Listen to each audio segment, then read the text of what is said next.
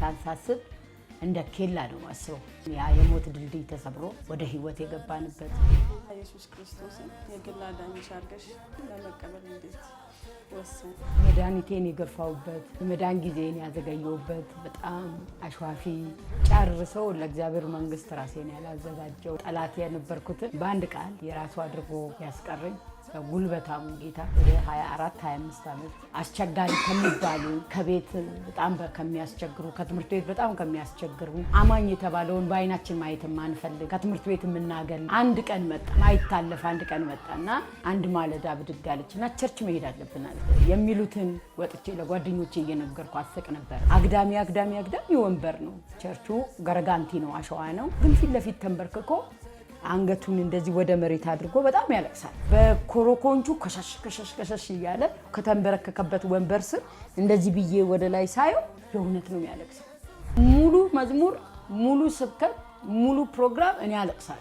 ዳይ እኔማ ጴንጤማ መቼም አልሆንም አሳጊብ በምን ተአምር ዓለምን ሰይጣንን ስጋን ክጃል አልካድኩም እላቸዋለሁ።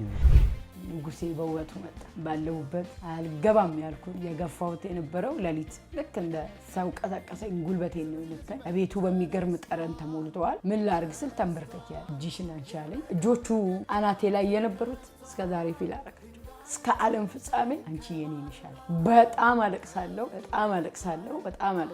ያው ሰፈር ጠቅላላ የሚያቀኝ የነዋይን ዘፈን በመስፈን ዓለምም ሰይጣንም ሰው ውሸቷን ነው ትመለሳለች ልትፎግር ነው እያለ ተሸወደ። ጌታ ኢየሱስን የግል አዳኝሽ አድርገሽ ከተቀበልሽው በኋላ ያጋጠሙ ቻሌንጆች ምን ይመስሉ ነበር? ልክ ጌታን አግኝቼ የምር ፍቅሩ ሲሰብረኝ የሚያስተምረኝ አጣ።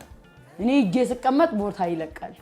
ትምህርት ቤት አንድ ሰው ጴንጤ ያልሆነ ረድፍ ላይ አይቀመጥም። በዱላ ጌታ እንዲቀበል አደርጋለሁ። አያየው በጣም ከባድ ራእይ ያየው አንድ ጴንጤ መጥቶ ቤቴ እንዳይጸልይ ሐኪሞቹ የወሰኑት የነቀምት ሆስፒታል የተወሰነው እግሬ እንዲቆረጥ ነው። ያ ትምክት ያ ውፍረት ያ አቅም ያ ቦክሰኛነት ምናምን ሁሉ ነው የጠፋው።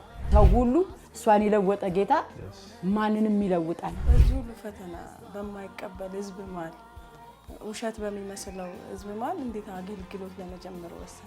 መጽሐፍ ቅዱስ ግልጥ ሳረገው ሮሜ 8:28 በቀይ እስክሪብቶ ተሰምሯል።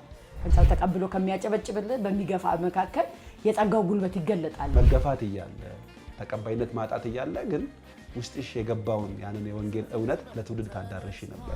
ጀማሪ ሰው አልነበረ